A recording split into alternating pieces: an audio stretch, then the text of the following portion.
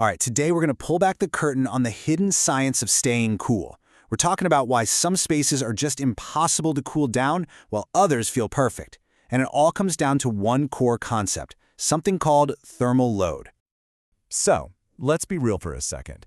You ever sit in a room, the AC is on full blast, and you're still warm?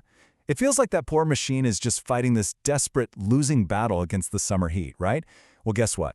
There's a very real, scientific reason for that. The invisible enemy in this fight, the thing your AC is actually struggling against, is what engineers call the thermal load. Now, all that means is it's the total amount of heat that a cooling system has to physically remove from a space to get it down to and keep it at the temperature you want. So how in the world do you fight an enemy you can't even see? Well, engineers don't guess. They have a precise battle plan, a master equation that calculates the total heat load. Let's dive into it. Okay, here it is. Now, I know, it might look a little intense, but the idea behind it is actually super straightforward. This formula is just saying that Q total, our total thermal load, is nothing more than the sum of 5 different kinds of heat. You add them all up, and boom, you know exactly how much cooling power you're going to need.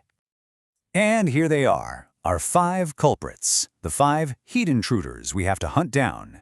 We've got heat seeping through the walls, heat blasting from the sun, heat from stuff we put inside the room, heat from fresh air sneaking in, and heat from all the activity that's just happening in the space. So let's break these down one by one. First up, let's talk about the heat that invades from the outside world. Seriously, think of these as the uninvited guests who are trying to crash your perfectly cool, comfortable party. So our first guest is the transmission load, or QT. This is the heat that literally seeps or transmits right through the solid parts of your room, the walls, the floor, the ceiling. The formula looks at 3 basic things. U is just how good your insulation is. A is how big those walls are. And that little triangle T is just the temperature difference between the hot outside and the cool inside. Simple as that.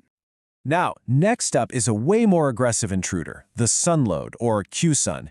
This is not just some gentle background heat. No way. This is the intense, direct heat from the sun just hammering on any surface it can find. You know, think about a black roof on a sunny afternoon. That is a massive contributor to the sun load. All right, so we've dealt with the heat invading from the outside. Now, let's shift our focus to the heat that's actually generated from inside the space. These aren't uninvited guests. These are the party crashers who are already in the house. First on this list is the product load, or QP. This is all the heat you have to pull out of any items you bring into the space. A perfect example? A big commercial refrigerator. Imagine loading it up with pallets of room temperature sodas. The cooling system has to work like crazy to pull all that heat out of the liquid. The calculation literally looks at the item's weight and how much its temperature has to drop. Then we've got the air change load, QA. I mean, think about it. Every single time a door opens or a ventilation system kicks on, you're introducing warm outside air into your nice cool room. All that new air has to be cooled down, and that takes a ton of energy. This is calculated based on the room's size and how many times per day all the air inside gets replaced. And our final party crasher is the service load, QS. This is basically the catch-all for all the other heat-generating stuff that's happening inside the room. It's the heat the room makes just by being in service. So what does that include? Well, QL is the load from lights. Every single light bulb is like a tiny heater. QW is the load from workers or people. Yeah, that's right. Our own body heat is a major factor. And QM is the heat from motors and equipment. You know, your computers, printers, kitchen appliances, you name it. It all adds up. So, to just quickly recap here, we're basically fighting this war on heat from 2 different directions. You've got the invading heat coming from the outside, that's our transmission and sun loads, and you've got the generated heat coming from the inside, the product, air change, and service loads. Okay, so we've identified all the different ways heat is getting in. Now for the fun part. It's time to add it all together, get our final number, and figure out how we can win this battle for good. So after an engineer crunches all those numbers for every single wall, every window, every person, every light bulb, they get a single final number. Let's say, for this room we're talking about, the total load, Q total, is 12,000 watts. Now that is not just a random number. It is the precise amount of heat energy that has to be removed from that room every single hour to keep it cool. And that's the whole point, right? This number is everything. It tells us exactly how powerful our cooling system needs to be. If a system is too small, it's going to run constantly and never keep up.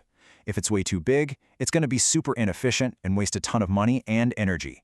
This calculation is absolutely key to getting it just right. And get this, the process doesn't even stop there. Engineers then take that total load, that Q tot, and they plug it into another formula like this one to pick out the exact piece of equipment they need.